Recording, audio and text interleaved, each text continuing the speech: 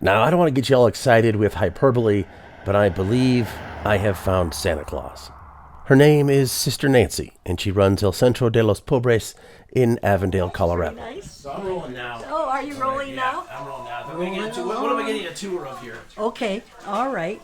This is the inner sanctum, and it's where a lot of work gets done, and you'll see. And you'll feel, mostly.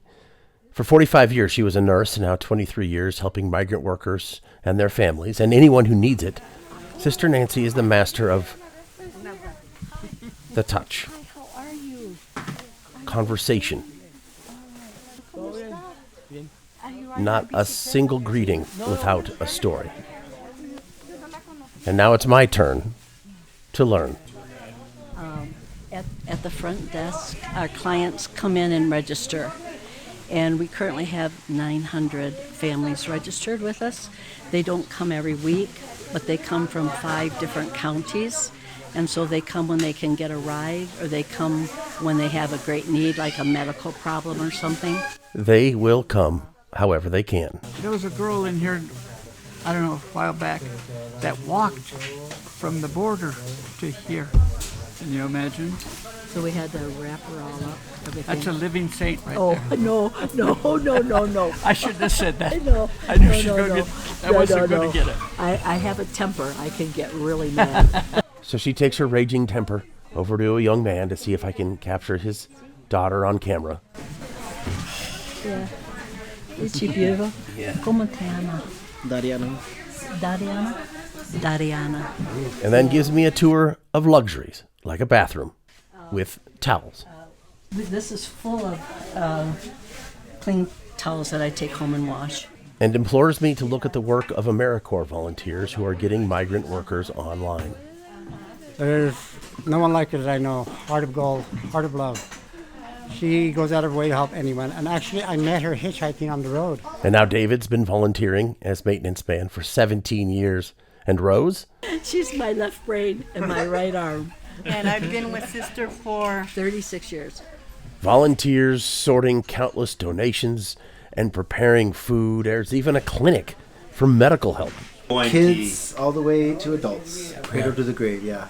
Yeah. You feel pretty good after you leave here? Absolutely.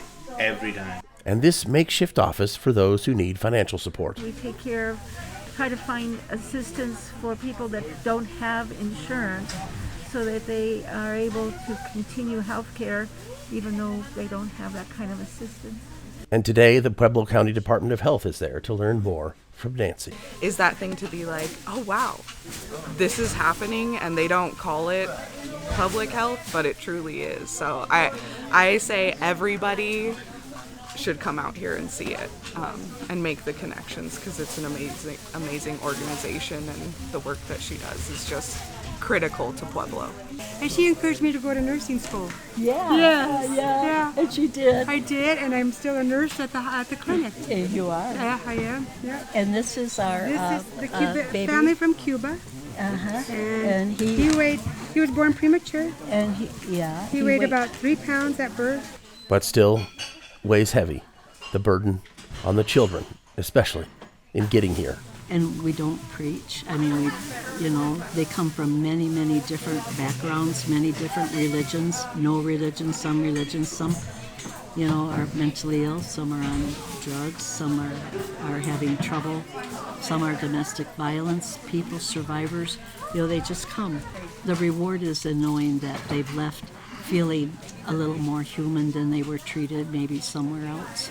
Always the nurse, she's taken aside for some triage in her office. But I have one last question. What does she want for Christmas? Time to be with friends and to take a good nap. To sleep. Yeah. She's Santa, I swear. A nap would be the perfect gift. And then I am left in awe of El Centro de los Pobres in Avondale, Colorado. This is Jared Iwi for the Daily Hunter.